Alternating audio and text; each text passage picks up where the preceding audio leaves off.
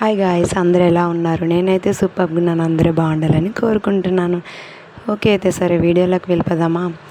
So భావించి నేను morning call చేశాను. కాల్ చేస్తే బాగున్నాడు, శివాలయంకి వెళ్దాం అన్నాడు. ఎందుకా అనుకున్నాను, చూద్దాం ఒకసారి.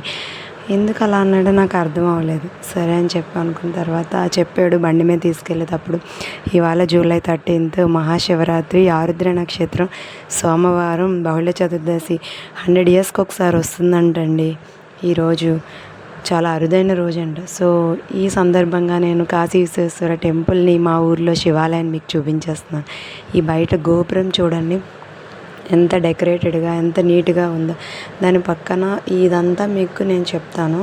ఇది ఎంట్రన్స్ వచ్చిన తర్వాత గుడి గోపురం ఉంది. ఈ లోపల అస్సలు ఇవాళ ఖాళీ లేదండి.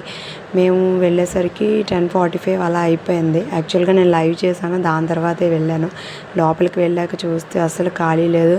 అక్కడ ముందు స్తంభం ఉంది, కప్ప స్తంభం అంటారు కదా, ఆ ముందుని అది ఉంది. అక్కడ నెయ్యి దీపాలు వెలిగించాము నేను, బావ. సో దాని తర్వాత చూశాను దేవుడికి అభిషేకం, అంటే దేవుడు లోపలికి వెళ్ళాం. మారేడు దళాలు అవి కూడా పెట్టి అభిషేకం చేయించుకున్నారు చాలామంది.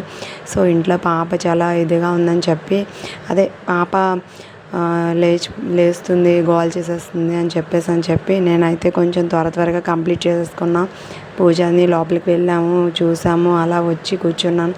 సార్ బావన్నాడు, ఓకే మీ మెంబర్స్ అందరికీ కూడా చూపించు, గుడి ఎలా ఉందో కూడా ఒకసారి చూపించి అని అన్నాడు. ఇక్కడ చూసారా,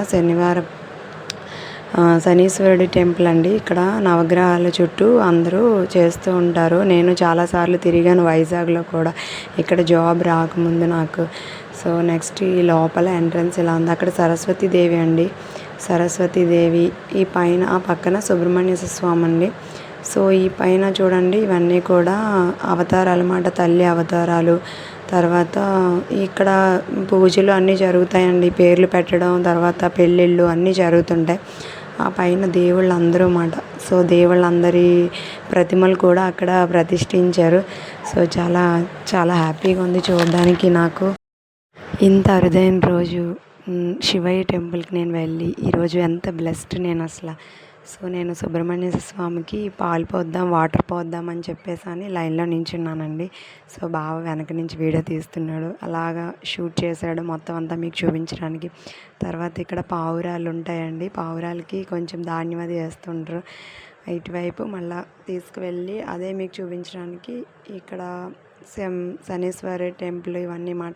సో మనం ఎప్పుడు కూడా గుడిలోకి వెళ్ళేటప్పుడు శనీశ్వరిని ముందు నవగ్రహాల చుట్టూ తిరిగేసి, మనం ఏదన్నా ప్రాబ్లమ్స్ ఉంటే వాళ్ళు చెప్పేసుకొని మనం అప్పుడు దేవుడి లోపలికి గుడిలోకి వెళ్తామన్నమాట.